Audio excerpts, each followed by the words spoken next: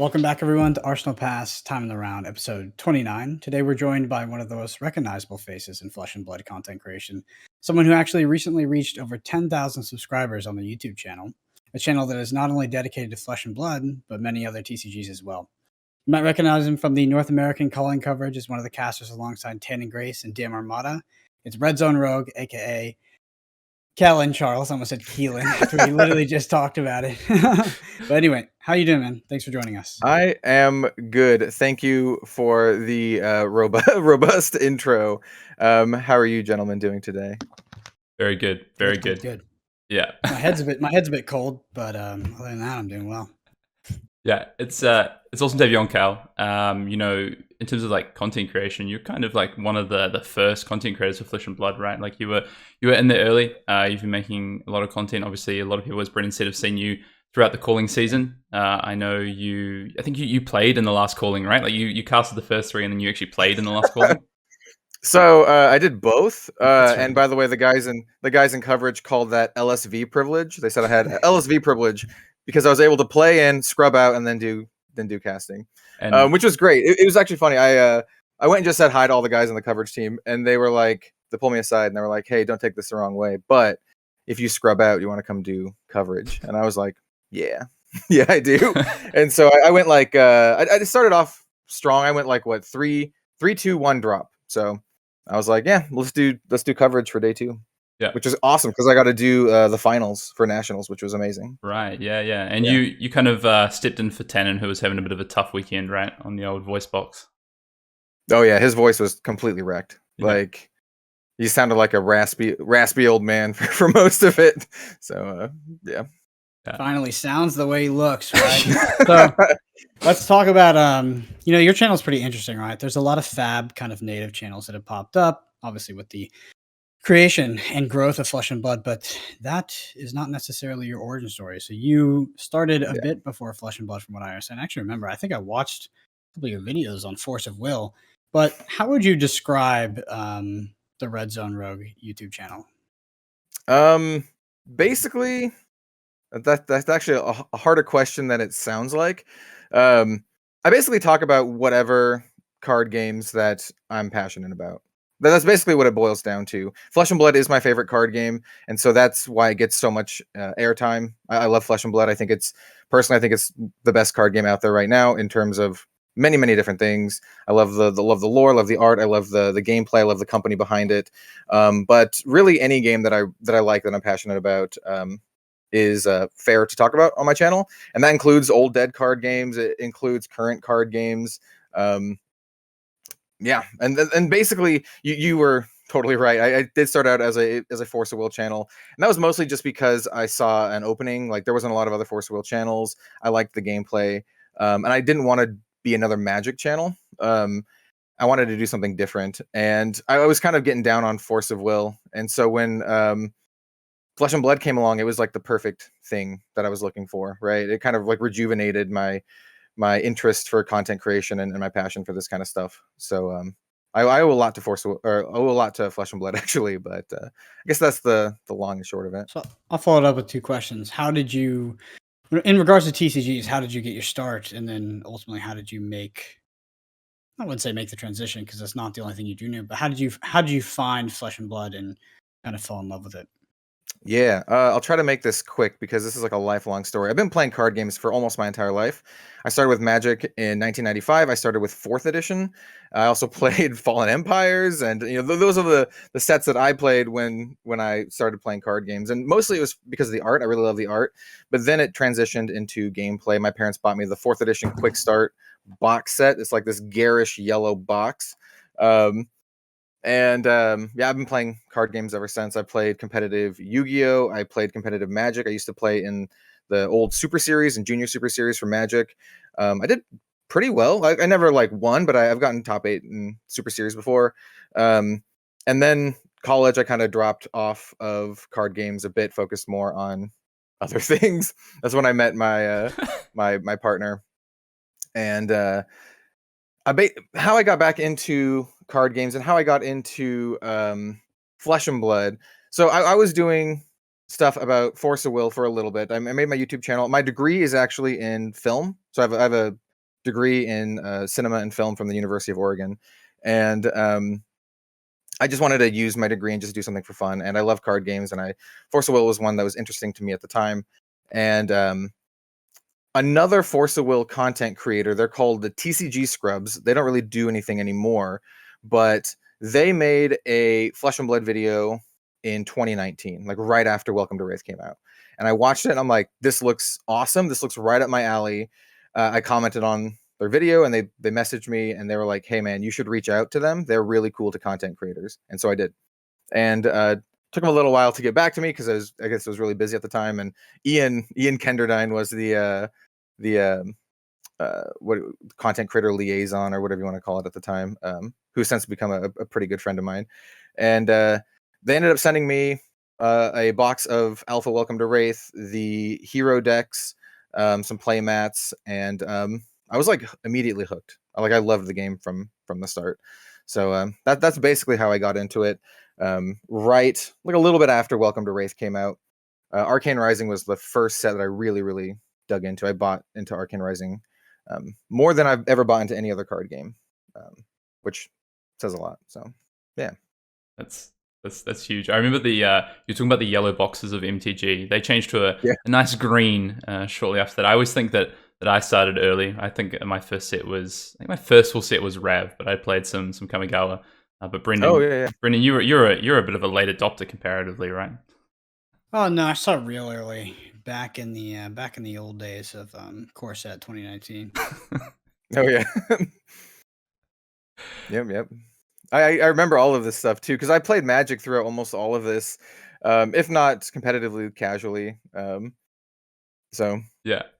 And Cal, I wanted to ask, what made you want to get into content creation in the first place? Obviously, you said you started as a Force of Will channel, but a bit of a hint maybe about your degree that you do have. Is that what got you into it, or was there other reasons that you wanted to get into making content for TCGs? So long story short, I basically just wanted to do something with my degree. I love film. Specifically, I love film history and theory more than actually like production side. But I just wanted to do something with it, and I actually had started a old video game channel where I did like reviews. I used to play the Souls games, so like Dark Souls and Bloodborne. I have a Dark Souls 3 full platinum guide, like trophy guide, and then I have a Bloodborne full like trophy guide on the old channel. I love really challenging like and difficult games, and in that channel I had made a couple Magic videos because I had still bought Magic and I bought some old packs. I bought like a pack of the Dark, I bought a Urza's Saga pack, and I just did some openings and I got some good feedback on that, and I was like, you know what, I'm just gonna make a card game channel. And so I did, and I was thinking about it and I was like, it was really hard for me to get traction as a video game channel because there's a lot of competition, and I was like, I don't want that same kind of competition going into card games, and I don't want to be a Magic channel then, because like that's the competition, right?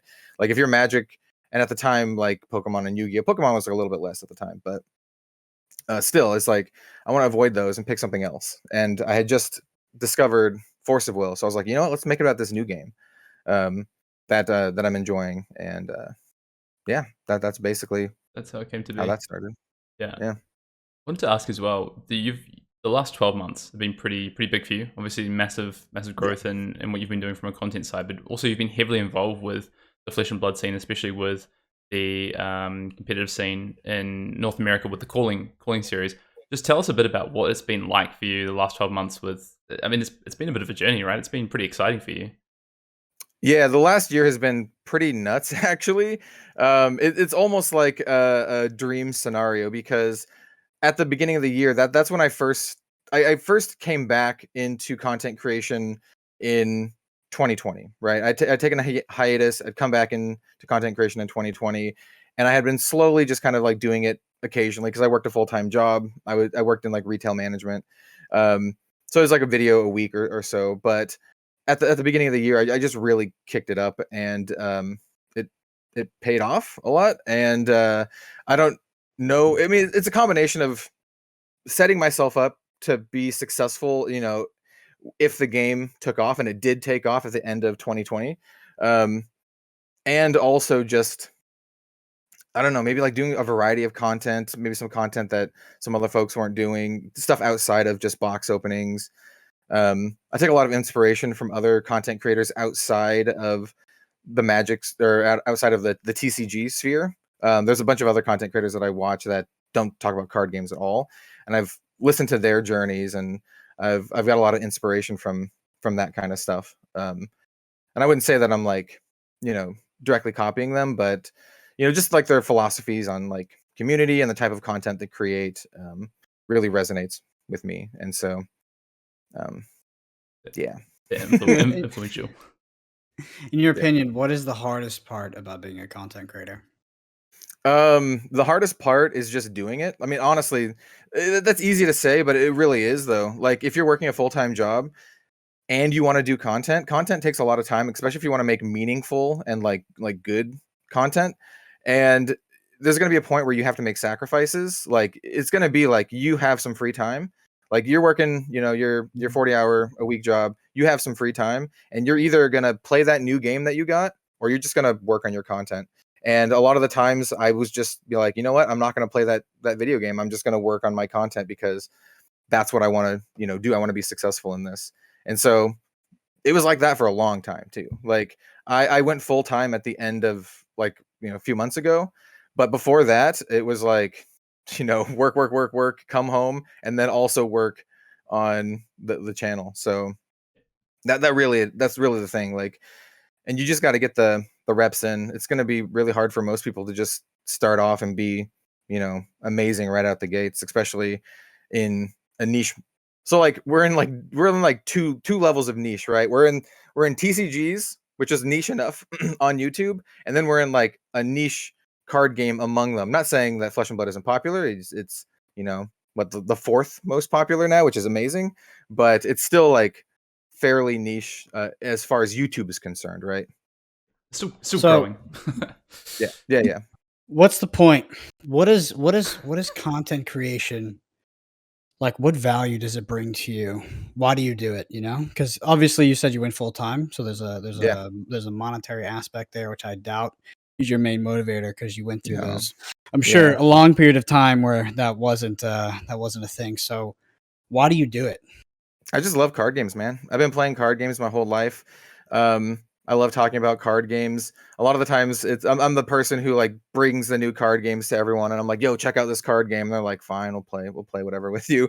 Like, I just love card games. It's literally a passion project that ended up working out basically. And a lot of that is due to like Channel Fireball and some other like sponsors and Patreon and all that kind of stuff just ended up working out. But even if it didn't, I would still be doing it, just less often.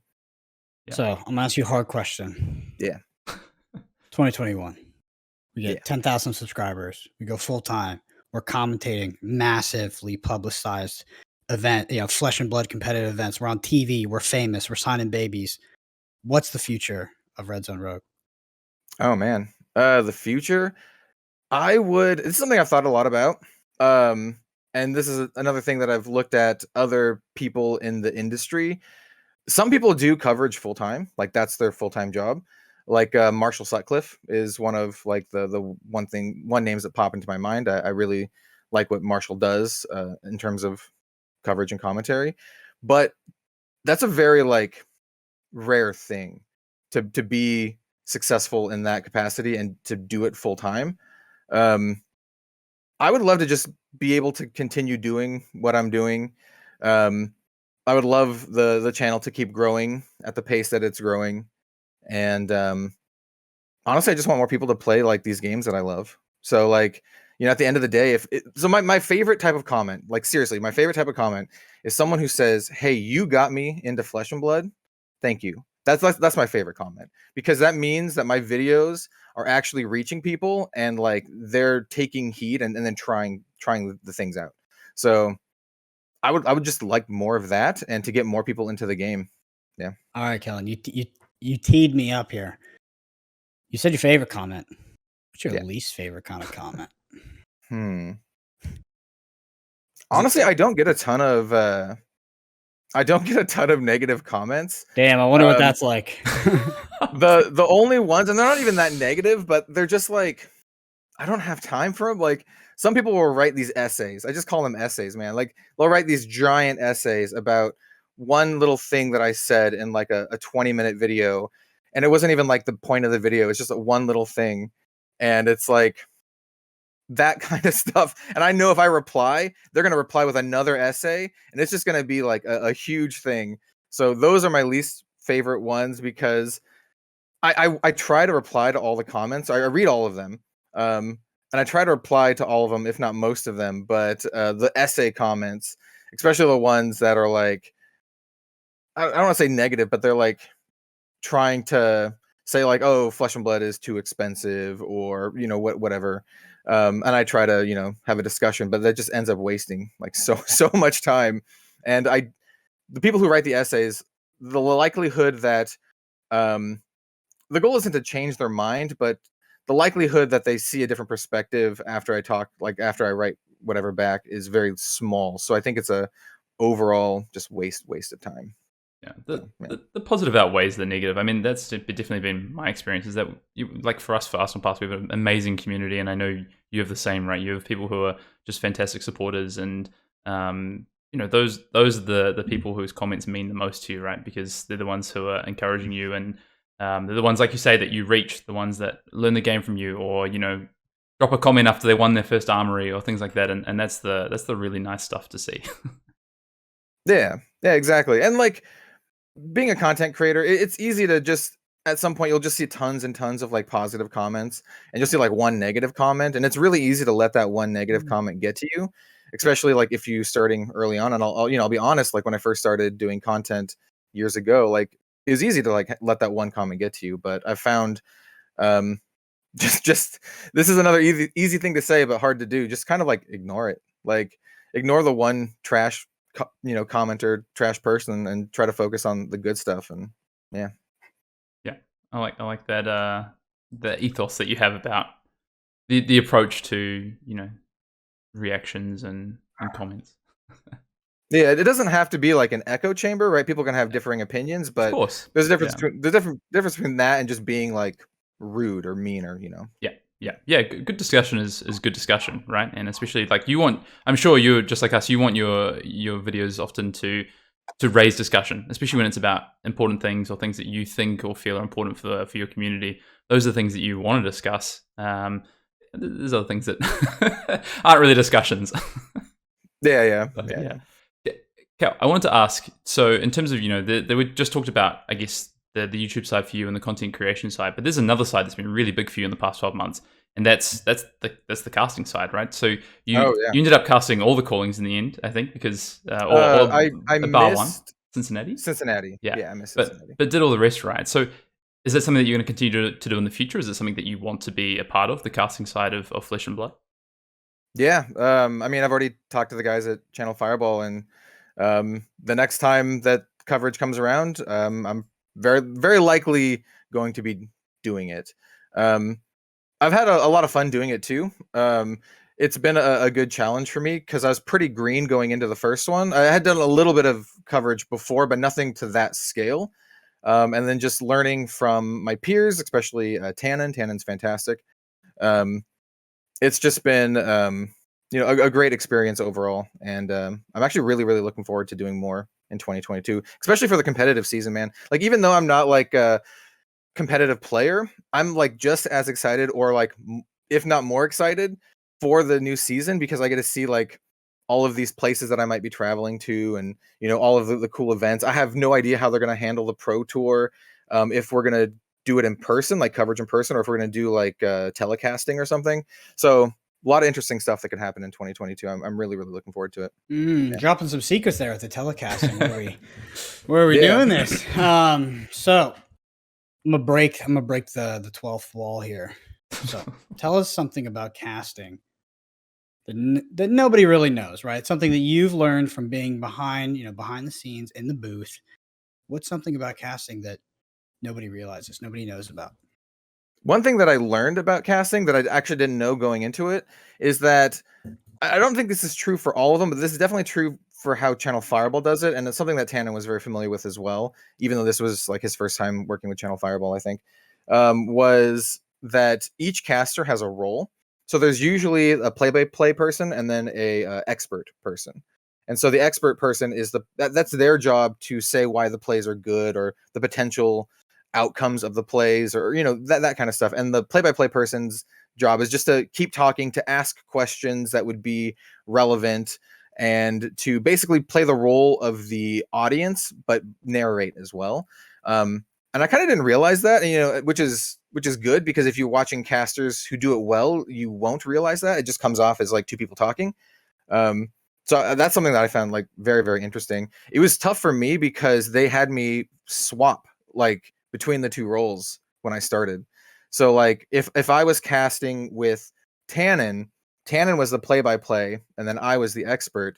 But if I was casting with Steven D'Armamata, then he was the expert and I was the play-by-play.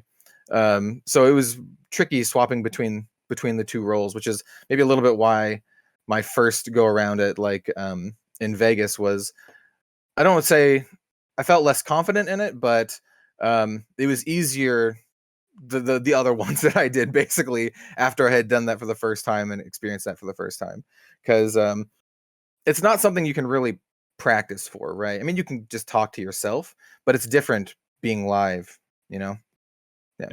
Is there a designated comedic relief? No, but I would say Tannen and Flake did a pretty good job of that. Tannen tries. Yeah, he tries. Tannen's gonna watch this episode. He's gonna be like, "What the hell, dude?" I know. I appreciate Tannen's boomer humor. It resonates with me as well. God. As well. We made fun of his looks, called him old. What else can we do? You should rattle through them. No, he's about as old as I am. So, well, wait, maybe he's a little bit older. It's close. It's close. Yeah.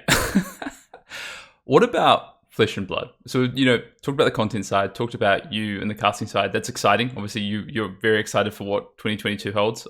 Me and Brendan are very excited for the other side of it as well. Hopefully, we find out some more information in the next few weeks. It looks like we probably will. I know James White dropped at the end of the year that mid-January. Looks like we're going to get some confirmation of dates and first Pro Tour and callings, etc.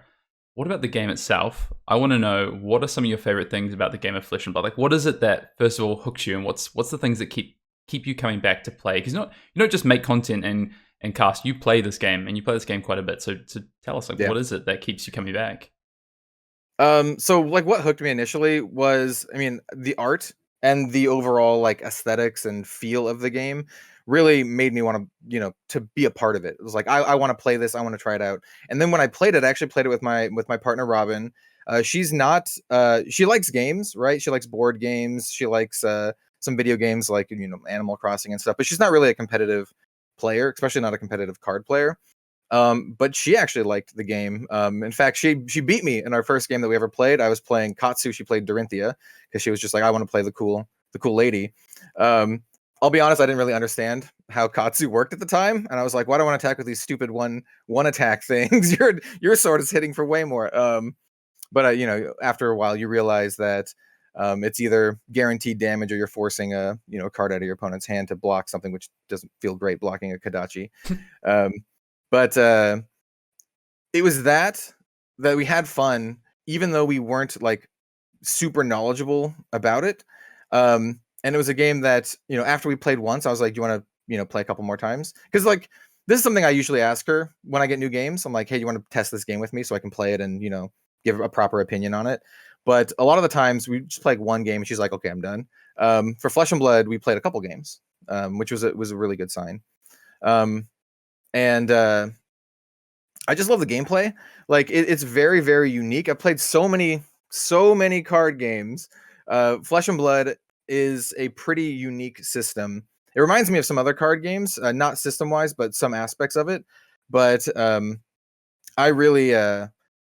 just really love the way it plays, and I love that you can latch on to a particular character. So even if you're a casual player, right, you can be like, I love I don't know, Katsu or whatever, and you're like, I only play Katsu no matter what. Katsu is my character, or Bravo is my character, and even if he's not good, that's my character. And I love that aspect of the game where you can just latch on to something and just be a fan of that part of it, which is not entirely true for a lot of card games. So Yeah. Huge role playing aspect in Flesh and Blood. Probably one of the best things we have going for us if we're gonna hope to get mass adoption in the future. Surely, for sure. surely. It also sounds like Red Zone Rogue Cow is proclaiming that Katsu's for the casuals. So No. you heard it here first, guys.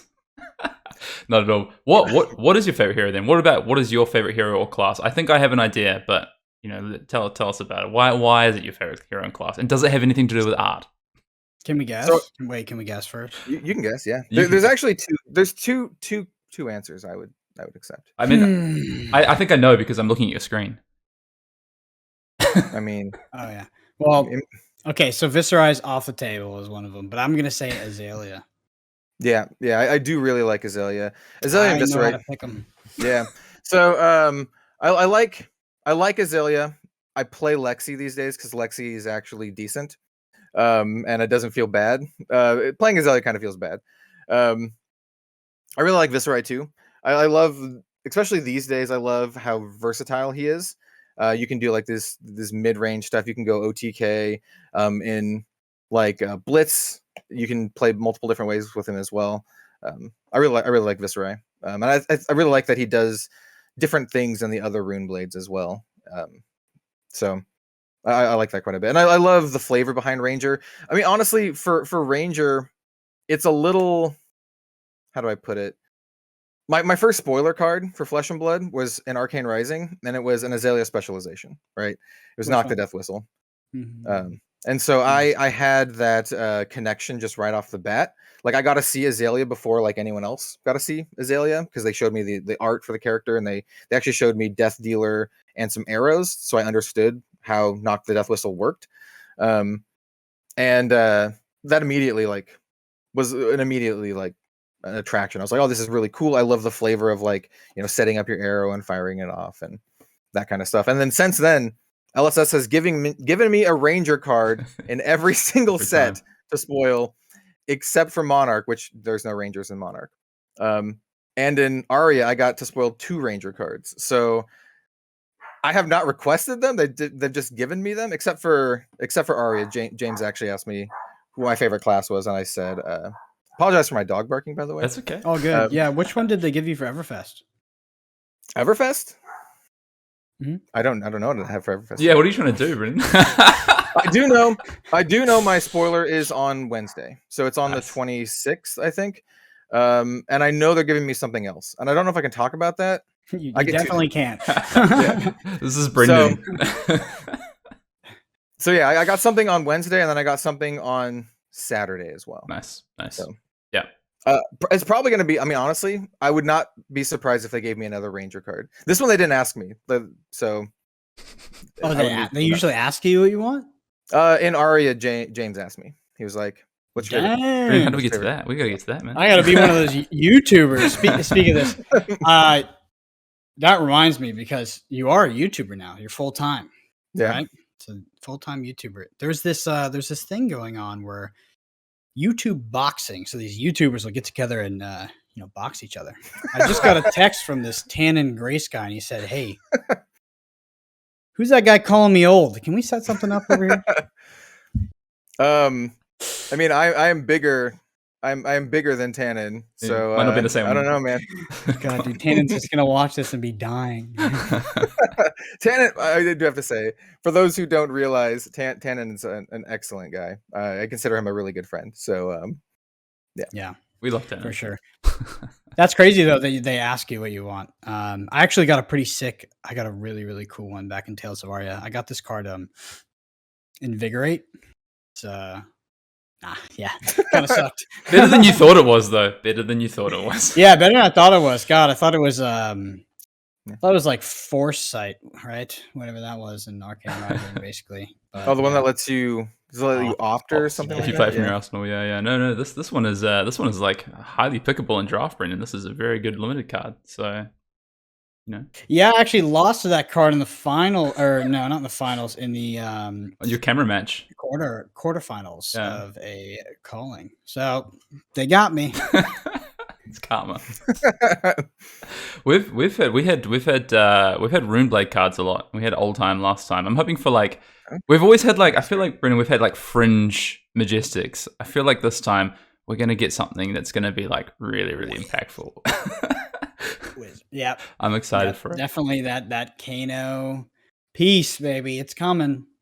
I want to ask you about Everfest, Cal. I'm really interested to hear your thoughts and what you're excited about. But before we sort of dive into that, just following on from, the favorite hero Azalea question, Viserai as being like one of your, favorite heroes. Is it part of that coming from Magic and like the Steve Argyle art, or is it just completely like the flavor and the story and how much is behind that and the play style of Viserai? I just liked, basically, not coming from the Magic thing. I do love that Steve Argyle did the art. I really like Steve Argyle's stuff. I actually have a signed Liliana the Vel Steve Argyle like playmat. But I just like the character of Viserai. I liked how initially for Arcane Rising, it was very, very unique to split the arcane damage and the physical damage. I thought it was just a really cool approach. I loved the rune chant stacking mechanic. It's still a fairly unique mechanic in terms of other heroes in Flesh and Blood.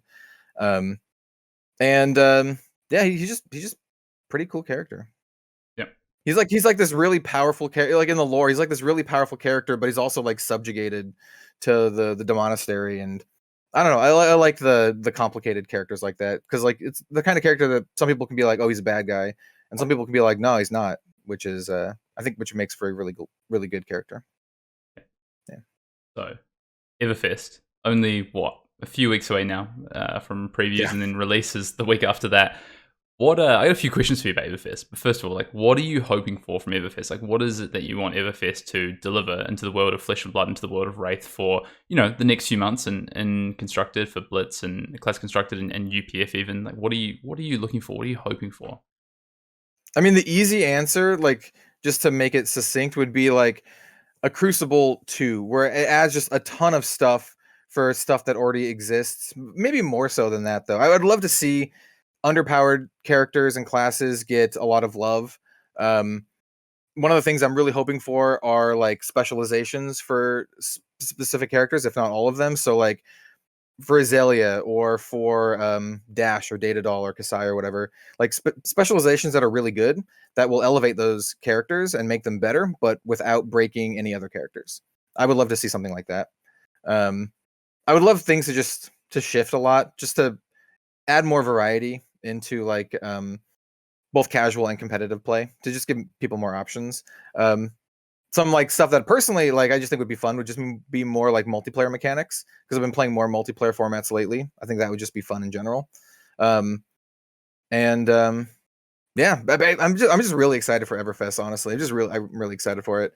I really do think it's going to be like this treasure trove, kind of like how Crucible was, of just like cool stuff for a bunch of different characters, and I'm really looking forward to it. Stuff to explore. So Brendan has this big thing. He really wants to see more equipment that have utility and do things, and like similar to what we did in Crucible, things that could be based around setup. Do you feel the same? Do you want to see more of what we did with Crucible with Courage of Bladehold and Bloodsheath Skellator, like those kind of cards? Yeah, I mean more equipment and more heroes in general I think would be fantastic, just because it gives you more options for deck building. And I love deck building. That's like one of my favorite things about like card games in general. I just love building decks. When I play a new card game, I'll usually build like 5 or 6 decks of like that card game, just because I love building decks and testing it out. When I got into the commoner format for Flesh and Blood, I literally built like 7 decks in like one day. Unfortunately for Commoner, this is a whole other side. Unfortunately for Commoner, the nature of the format makes certain decks like completely unviable, which is kind of a bummer. But that's it is what it is. But more equipment, more weapons, just more options in general would be fantastic. Yeah, 5 or 7 decks. That's more than Brendan's built in his entire Flesh and Blood career. Dude, I was gonna say I freaking hate building decks. I hate building decks. Weapons though, Brendan. Talk to us about weapons, because you're pretty big on wanting to see some, like you were the one calling legendary weapon perhaps, which maybe looks less likely now. But what are your any more thoughts on Everfest, Brendan, as we get closer? It's based off the gold foils. All I want is a little Harry Potter scar on the top of my forehead, and I just want to freaking throw fireballs at people. But we're just missing one card. Like we said in the pod, of course, credit to Jason Long, the wizard card that has a multiplicative arcane effect, if not blocked, I think is definitely needed because it doesn't make wizard overpowered if people prepare for it and respect it, but gives wizard a significant edge in metas that people just literally don't pack null rune. I feel like those kind of metas, wizards should be dominating, right? If you're able to kind of forego any tools to deal with arcane damage, I think that should be good for wizard or Kano, by that matter. But currently, we see some decks just actually still beat them. So that's what I want. I mean, really, for me, it's literally just wizard. But we all know this by now. I leave it into the hands of the gods, aka LSS, because anytime I speculate on something, they just do the freaking opposite. Well, wizard is James White's favorite class, so someday it will have its due. Do you know that there's an alternate wizard that's not Kano? What alternate wizard? Called James White the Creator. Says is this an actual card? Yeah. It says if you can name all the cards in your deck in perfect order, you win the game. Oh. There's no way I would ever be able to do that. Is it an instant or an action? I don't know. I haven't seen it. I've been told. I want to see this. You just fatigue out until there's like 2 cards in your deck and just name those 2. Got him. You just make your entire deck crack bubbles. Crack bubbles, yeah. Yeah, exactly. Yeah. What at the beginning of the game. Well, you can see, like, to your point earlier about, how you played the game and what you attached to in the game. With, Brennan's waiting for wizard cards. You're waiting for some Azalea cards or some Ranger cards, potentially some cards that help heroes you like. I want some tasty brute cards. Brute cards, yeah. Yeah, we're all living in our own little, come on, we want this. Hayden just likes to roll the dice, just all RNG. It's true. I play against so much brute because one of the people I play most in Flesh and Blood is Ian. I mentioned him before, Ian Kenderdine, and he loves brute. And I play against so much brute, all the brutes. He plays all of them: Levia, KO, Rhinar, all the brutes. And he'll even do weird meme brute builds where he's using Talishar and just other random. I played so much brute, man. There's so many times I've been like, what is it? Barraging. He's done like barraging. Another intimidate on like turn 1, then I'm just like, all right, I guess I'll just take 13 damage on my first turn. It's cool. Yeah, you want to start it to 3 or 4 life, right? That's fair. Yeah. I thought I was playing brute, not wizard. I mean, come on, man. What do you think is the one thing Flesh and Blood is missing right now in terms of launching it to being the most successful TCG in the industry? I think it's honestly. That's a good question. I was going to say awareness. It does have a little bit of awareness. Maybe just more awareness. Because I think if more people knew about it and played it, they would like it. Because it's a fantastic game. Like, I know it's a fantastic game. You guys know it's a fantastic game. I think if just more people knew about it and gave it a shot. There is a little bit of a stigma. Some people still think it's too expensive to play, which I disagree with. It's about as expensive as any other competitive game if you want to get in at the competitive level, like Magic or Yu-Gi-Oh. I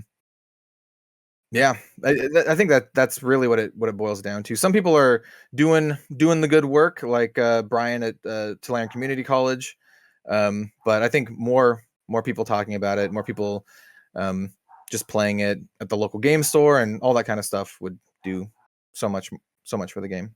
Yeah, marketing for TCGs is really difficult. It's such a it's really hard to, especially for run some Facebook ads. Yeah, it's really tough for a company like LSS as well, who probably aren't at a scale size where they can have internal marketing. So having specialized marketing for a TCG is really difficult because it takes knowledge, it takes understanding of the game. It's not like any other consumer product or a lot of other consumer products. It has so much specialization. Like you say, at the moment, it's a niche within a niche. When you look at it, when you zoom out and look at it really. So I think I agree with you, Cal. Like you've got a great game. How many people do you show this game to? Get them to play 1 or 2 games. They go, nah, I don't really like that. It's so few. You get people to play this game. You tap the vein and you're good to go. Like it is honestly that is what's driven Flesh and Blood's early success, I think, and is probably what will drive its continued success. But it's yeah, it's not an easy thing to do. It's not an easy thing to get the marketing right, or even to first of all, get involved with how you create awareness for this game, especially when you have these these growth spurts, and then what next? Where do you go to next? Yeah, and I think it's important to note that LSS is, even though they've had success, they're still like an indie studio, right?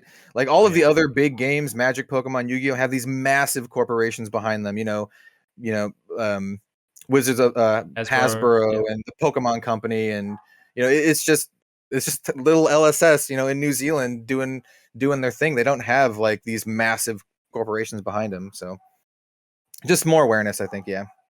Yeah, definitely agree. Well, the last question I want to ask you, Cal, before we kind of wrap it up is, this isn't something we ask a lot of people actually, but it's something I do want to ask more about because, you're based in the US. We've showcased a bit of Flesh and Blood in the US this past year, especially the past 6 months. I want to ask about what your local community is like. You're in the Pacific Northwest. What is it like in Oregon, in Portland, where you are, and up further? What are these communities like? I've heard some really good things about some of the stores up there. Is it a growing community? Is it one that is starting to get pretty big? Yeah, I'm pretty fortunate actually. Portland is it's very big on tabletop games in general. So board games, card games, it's just very big on it in general. And when Flesh and Blood first came out, there were already multiple stores in my area that were carrying it. I had actually had early plans to meet James White before Arcane Rising came out because he was going to be touring some of the stores in the area doing like demos. And I had set up like a little, meet and greet kind of thing with him before. This is right before COVID hit, by the way. He had to cancel because of COVID, but he was going to go to Gongai Games, which is it's a little bit far away from me, but maybe like 40 minutes. But there were maybe 4 or 5 stores that carried Flesh and Blood then, and even more so now. So it's got a great like TCG community just in general. There are some stores here that almost only do Flesh and Blood. So there is ones that people might have heard of. I think Fabled Hobby is here, and then there's also Fab Foundry, who opened up his first brick and mortar store called Discs and Dice. And he I talked to him not too long ago, and I was like, "Hey, how are the other games doing for you?" Because he mostly specializes in Flesh and Blood, and I was like, "Is Magic doing very well?" And he's like, "No, it's not. Like we're not selling Magic at all." He was even talking about cutting back their Magic orders in favor of more like Flesh and Blood and Pokemon, honestly. Um, but yeah, the community is great here. The competitive community is also very good. The Alberto was he was here. He moved to New York, but he was here for a good long while. There's a lot of like good competitive players in the area. Justin Salmon is another one who frequently gets high up there in the callings. Like basically Team Fab Foundry does pretty well. So going to the locals here for like pre-release, the competition's like pretty stiff. Like I'm pretty proud of myself when I get like second place at the pre-release because I have to beat like people who are like quite good. So yeah.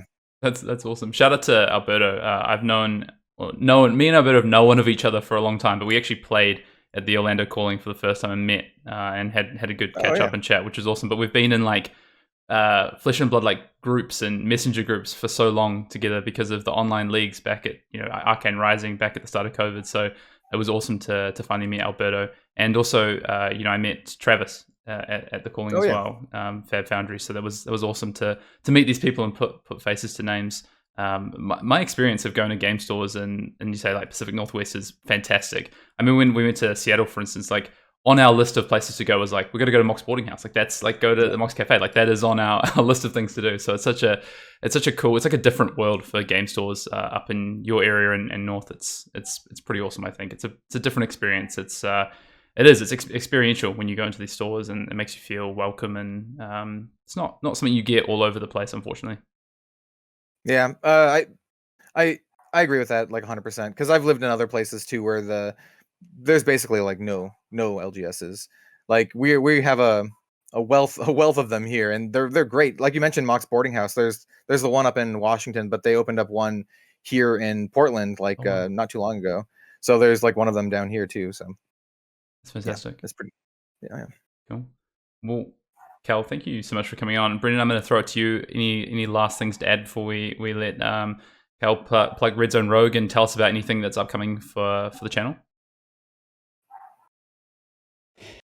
I don't think so. I mean, we're all on the same page, right? In terms of 2022, that is We're excited.